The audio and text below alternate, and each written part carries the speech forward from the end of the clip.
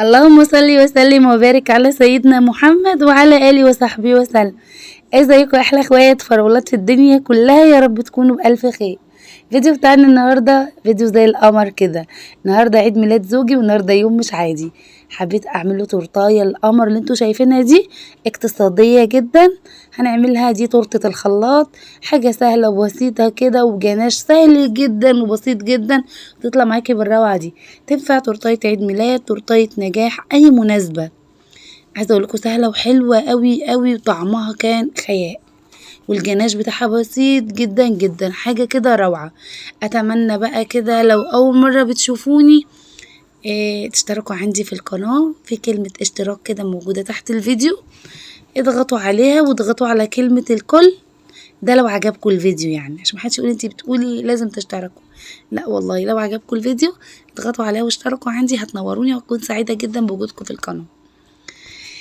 عايزه اقولك زي ما انت شايفاها كده تكلفتها بسيطه جدا، لو جبتيها من بره تكلفك مش اقل من 300 400 جنيه زي ما انت عارفه.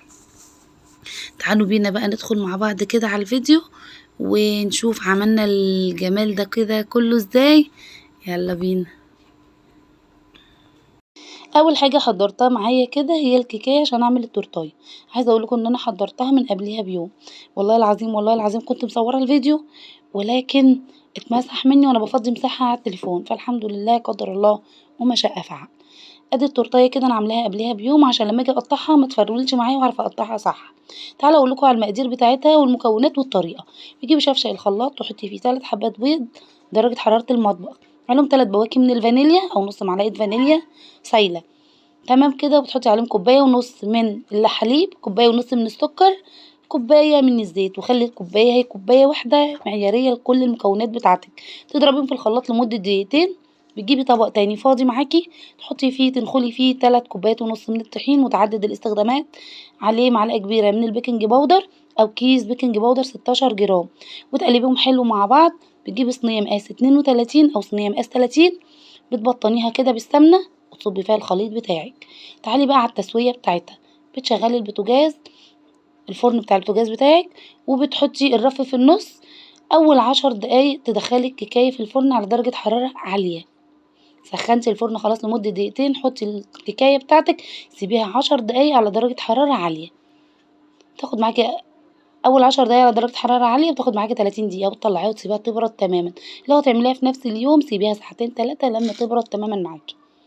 زي ما انتم شايفين بصوا الكيك تحفة كده طري جدا، وزي ما انتم شايفين قد ايه خفيف كده، حاجة كده رهيبة. عايزة اقول لكم حلو قوي قوي.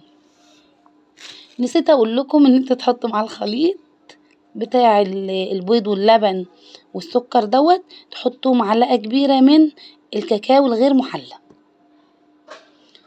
هنا بقى كده هعمل الكريمة بتاعتي. عندي كوبايتين من الكريم شانتيه غير محلى، نص كوباية من السكر، عليهم كده كوبايتين الا ربع من الحليب المتلج او كوبايتين الا ربع من المية زي ما انتي تحبي، وهبدأ اضربهم كده مع بعض.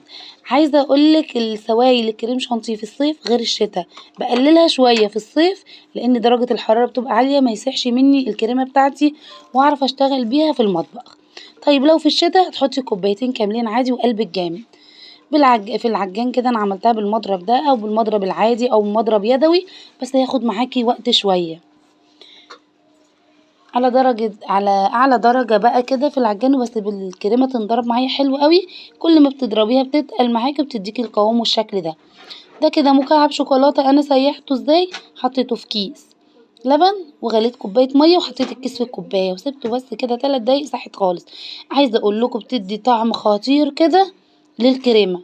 طيب لو مش هتحطي مكعب شوكولاتة حطي معلقة كبيرة من الكاكاو الخام، بس مكعب الشوكولاتة بجد بيدي طعم خطير احلى من الكاكاو الخام ب100 مرة بصراحة. متضحكيش عليا يا لوجا كنت هتلخبط.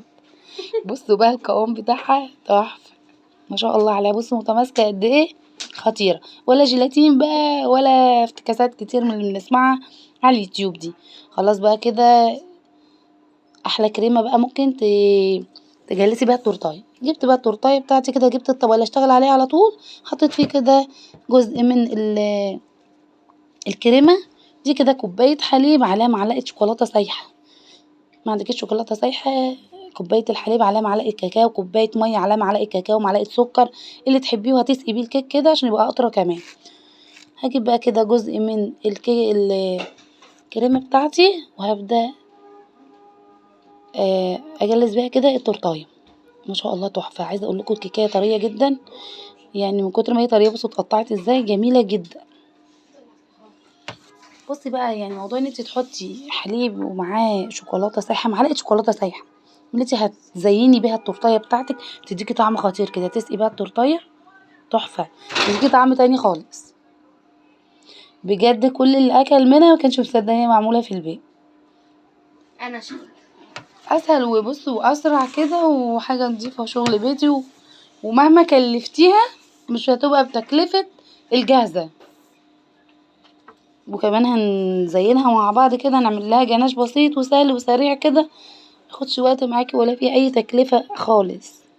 احط بقى الطبقة التالتة كده، وبرضو هسقي كده الكيكة معايا من الخليط اللي عملناه الحليب على شوكولاتة. احط بس حتة هنا كده عشان اظبط الدنيا، من غير بقى كيس حلواني ولا اسمه إيه، سكرابر ولا اسمه ايه اللي بيجنشوا بيه كده الطرق. يعني بصي الموضوع سهل وبسيط، حتى لو انتي مبتدئة اول مرة تعمليها لا والله هتظبط معاكي وهيكون طعمها حلو. باقي زباتولة كده، يعني بصي شوفي شغلك كده وحاولي توزعيها كده وتظبطي الدنيا، هتيجي معاكي وهتبقى حلوة. اعمليها بقى لولادك كده في عيد ميلاد، في مناسبة رايحاها، اي حاجة اي حاجة بتفرح والله، جبر الخواطر على الله، ربنا يكبر بخاطرنا جميعا. خلاص بقى ظبطتها على قد ما قدرت، محدش بقى يضحك عليا ولا حاجة، بس هي حلو. ده كده جناش انا عاملاه عشان ازين بيه. ده كده عبارة عن 400 جرام من الشوكولاتة، عليهم نص كوباية من الحليب، عليهم معلقتين زيت، وحطيتهم على نار هادية جدا، وقفت اقلب فيهم عشان ما تشهدش. خدت منه جزء كده في كيس تلاجة عادي، وهبدأ اعمل على الحروف اللي انتوا شايفينه ده كده. هعمل بس خطوط كده وهي الشوكولاتة هتسيل يعني هتشوف شغلها. جايبة بقى فضلة خيركم كده، ده شوكليت شيبس جايبة ب10 جنيه، هبدأ ازين بيه برضه بالطريقة اللي انتوا شايفينها دي كده، ما بين كل واحدة واحدة كده هلزق واحدة من الشوكليت شيبس. بصوا قد ايه الكريمة ما شاء الله متماسكة. هنا بقى جبت بقية شوكولاتة. قبل ما تحطي الشوكولاتة دي عايزة اقولكم ان انا بعد ما زينتها ما جلستها بالكريمة، دخلتها الفريزر نص ساعة على ما الشوكولاتة بردت معايا عشان ما تسيحش الكريمة معايا. مهمة اوي الخطوة دي. دي بقى كده بسكوتات دي مش غالية، كانت بكام؟ ب20 جنيه. وادي شوية شوكليت شيبس من اللي احنا جايبينهم ب10 جنيه، وهزين بيهم كده ب15 جنيه. عبد الرحمن هو اللي جايب بيقول اهو. بصوا بقى لوجي كانت واقفة جنبي، انا مكنتش في دماغي اي حاجة ازين بيها، يعني اي فكرة اللي هو زي ما تيجي كده والاخر بتطلع حلو. لوجي كانت واقفة جنبي قالت لي يا ماما حطي بسكوتات في الجنب كده، وطلعت حلوة بصراحة. يسلم ذوقك يا لوجي. ميرسي. ماشي يا زوز. خلاص بقى كده هدخلها التلاجة ربع ساعة عشان برضو الجو حر، كمان كان عيد الميلاد هيبقى بالليل.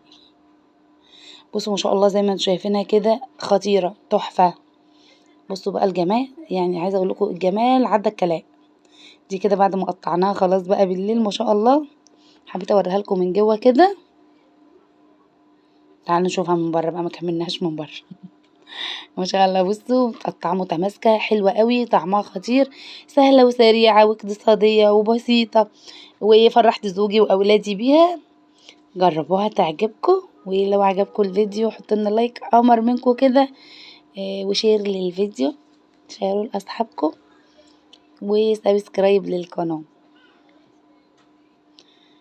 مع السلامة، بحبكم في الله، واشوفكم على خير وبخير ان شاء الله الفيديو اللي جاي.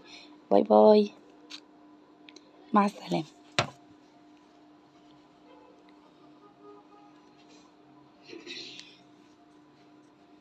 باي كمان باي. قلت باي وما بايش، سلام.